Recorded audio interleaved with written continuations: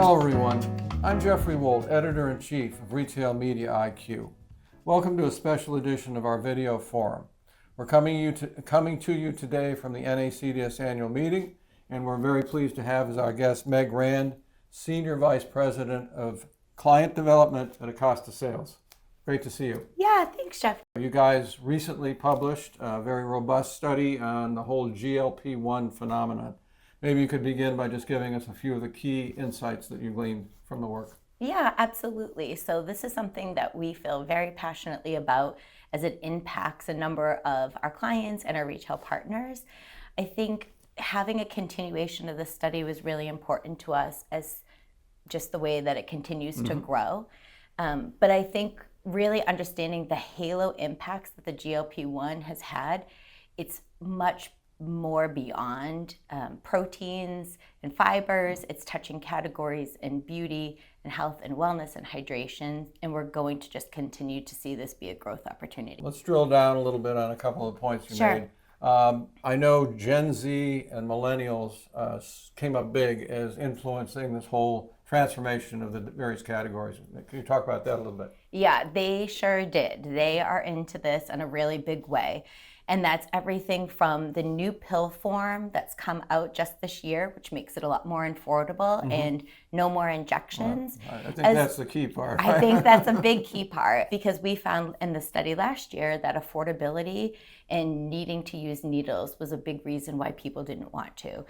And I think the other thing with the Gen Z and millennials is they're shopping more vast categories when it comes to GLP-1s. So they're looking for beauty solutions, they're looking for solutions that help with hydration and maybe even potentially some of the side effects they're having.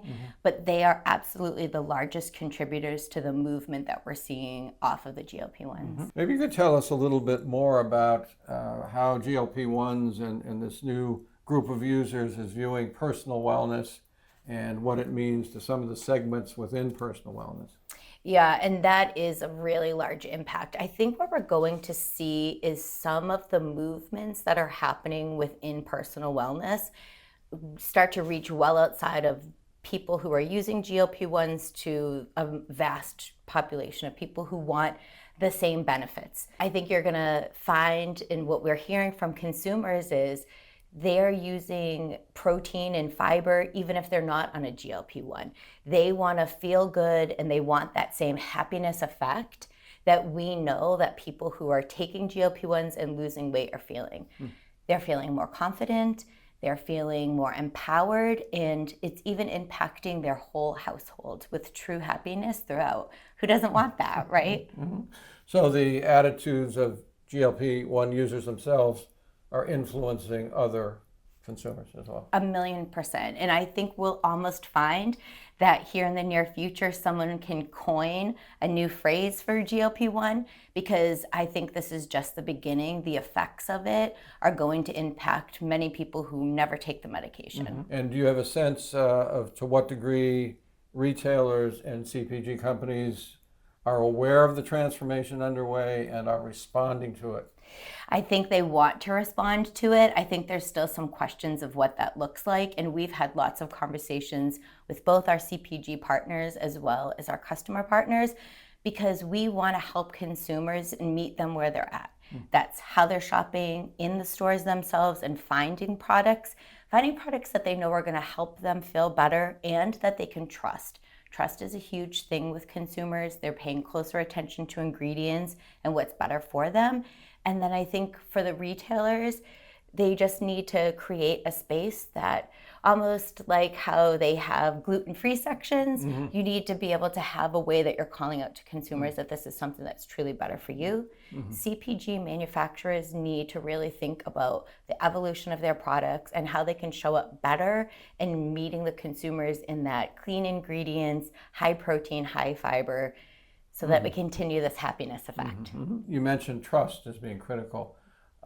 Are GLP-1 users and those influenced by them looking to traditional sources, whether retail or CPG, or are they looking for disruptors, or both? That's a really good question, because there's a lot out there in the marketplace and it continues to grow. We're just seeing protein in waters, cereals, breads, pastas, and it doesn't all taste great and it's not all great for you. So I think they're out there and they're trying, but when they find something that they love, boy, are they loyal to it. So I think there's been some trial and error, and CPGs are really showing up.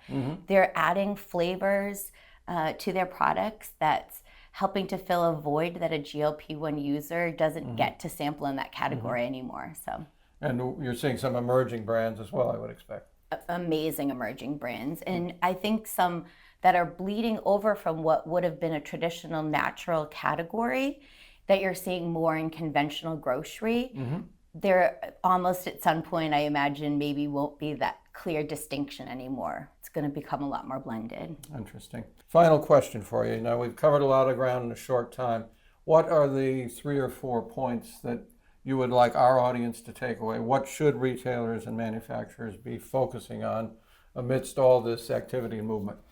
That's a great question, because I think that's going to be the big game changer. You need to create a space for the consumers so that when they walk through your doors, they feel like their needs are being met and that they aren't having to search for them and go up and down every single aisle and reading every single label. We want to do more to call out the benefits for consumers, and we want to make sure that they're able to access this not only in your stores but also digitally online. And then I think for the CPG manufacturers, to make sure that your labels are really clean and that you have the right call outs that the consumers can walk by and very quickly see that that's exactly what they need to get them where they want to go. Well, that's great advice. We appreciate you sharing your thoughts with us. Yeah, Okay, thanks. I so much. appreciate the time.